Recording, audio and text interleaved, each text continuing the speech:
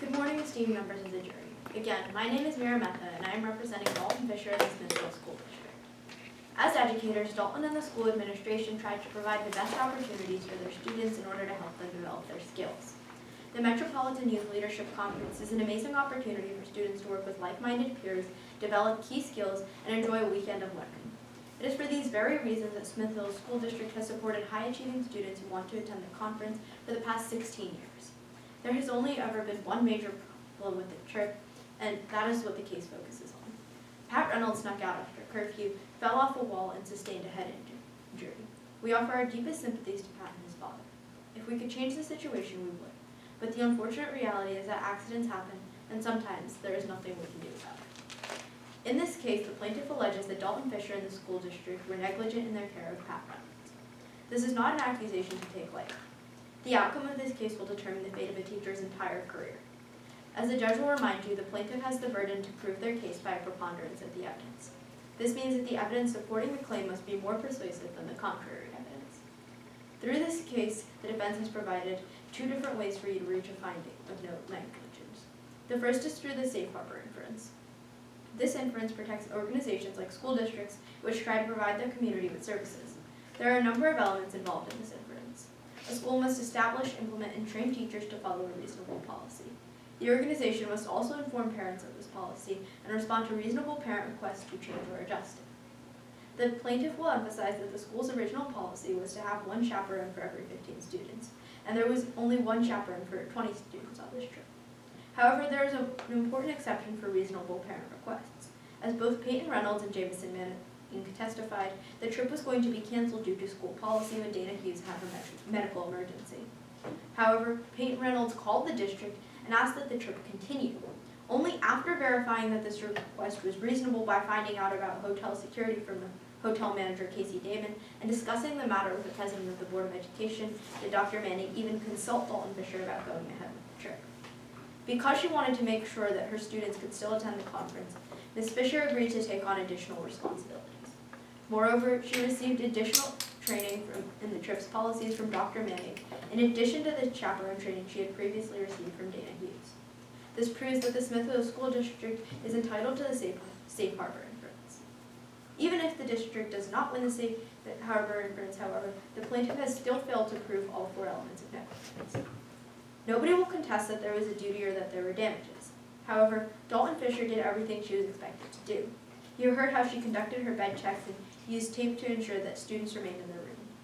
You heard how she made sure to specifically warn against going to any parties at Metropolitan University.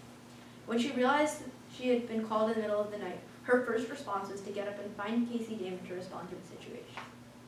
The plaintiff has argued that a tape check was insufficient, but Dana Hughes, who was a veteran chaperone, had been using this method for years with no incidents.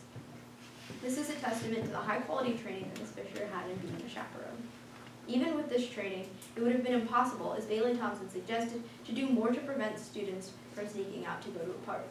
Students have some level of free will and make their own decisions. The plaintiff has asserted that chaperone could have prevented this simply by being present and that Dalton Fisher was out of the hotel. However, this accusation has little basis in fact. Casey Damon testified that Fisher planned to see Star Wars during free time the next day and that she was in the hallway when they were alerted of the incident. There were no sinister reasons for this. Ms. Fisher was asleep and unable to pick up the phone when she received the call from Damon, but upon learning of the urgent situation, she immediately went to find him.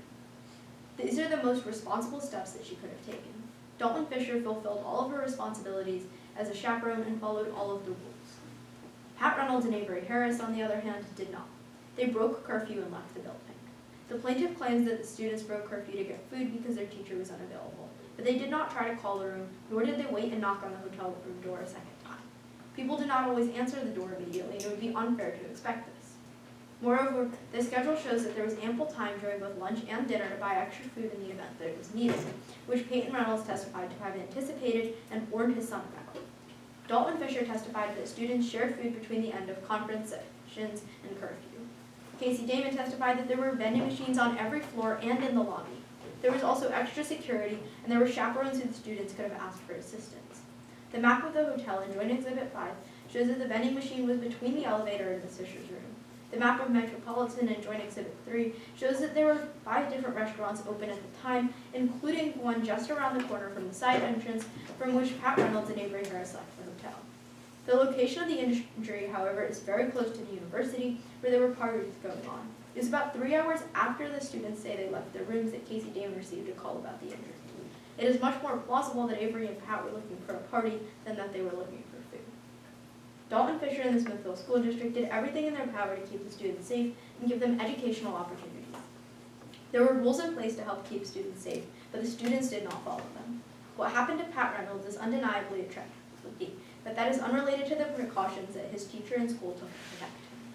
We appreciate your time and attention and ask that you think carefully about this decision.